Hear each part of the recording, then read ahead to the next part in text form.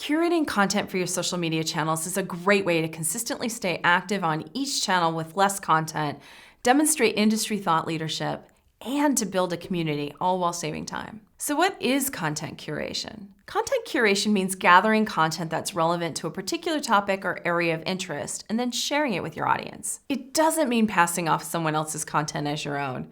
So make sure you're linking back to the original author's content and giving them credit for creating something that was so good you wanted to share it with your community. So, why should you include content curation in your social strategy? For one, content curation saves time and money.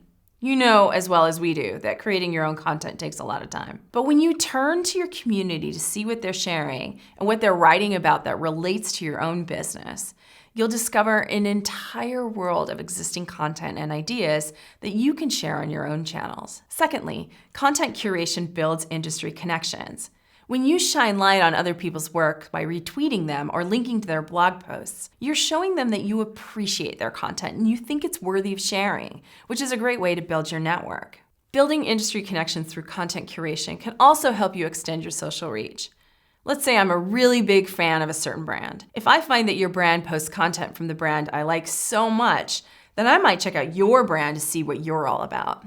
This will lead to increased social influence too. Sharing curated content also enables you to post a bigger variety of content. So let's say your own brand tends to publish and share a lot of blog content, but not as many videos. If you can curate and share some really great videos from other brands alongside your own blog posts, you'll be giving your audience more variety. So they aren't just seeing the same types of stuff from you time and time again. So we do like to share, whether it's a retweet or if we're co-hosting an event on Facebook, we leave comments on Instagram. We really like that interaction.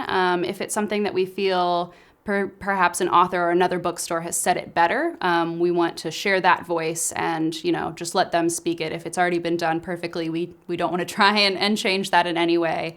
But for us, it is also part of building relationships. It's that interaction, whether it's with a community member, a customer, or if it's an illustrator who's happened to stop by and is trying to promote their work. We really do try to just pick things up as they come. We don't plan any retweets or any reposting, but if it comes up and we feel like it's definitely worth saying and worth getting out to an even bigger audience, we're more than happy to try and help that along. Speaking of variety, if you're sharing content from others, then your social feeds are going to appear more diverse to someone scrolling through.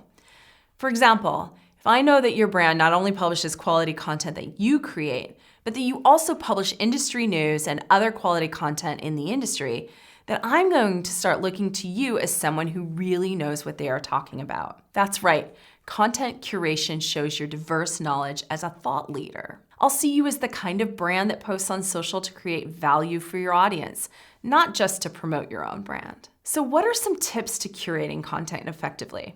First of all, make sure you establish a good mix of promotional content and curated content. People get tired of brands endlessly promoting their own products, which is exactly why progressive brands think beyond products and features. The relationship customers have with brands today goes beyond the product itself. So, when you're posting on social media, we recommend an 80-20 mix. Only 20% of your social media content should promote your own brand. The other 80% should be dedicated to content that really, truly interests your audience, engages them in conversations. For the most part, curated content will belong in that 80%. Try to be consistent with how many times you publish curated content versus your own content on a day-to-day basis too. To figure out what content you should actually curate, keep your buyer persona in mind. What industry thought leaders do they admire? Which publications do they trust to stay up to date on industry news?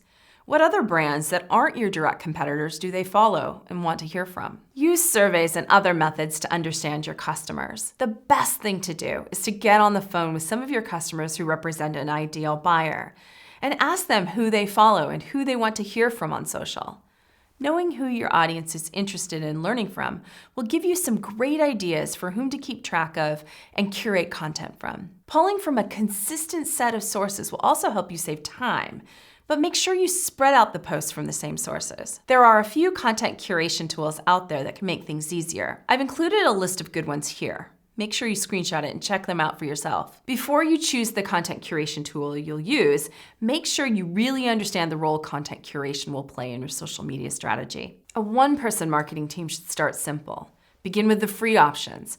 And then as your business and team grow, content curation may play a larger role and require more powerful software. By now, you should have a solid understanding of the role content curation can play in helping you demonstrate industry leadership, post consistently, and build a community across all your social channels. If you enjoyed this video, give us a like. And don't forget to subscribe for more. Leave us a comment down below if there's other topics you'd like to see us address. And thanks for watching.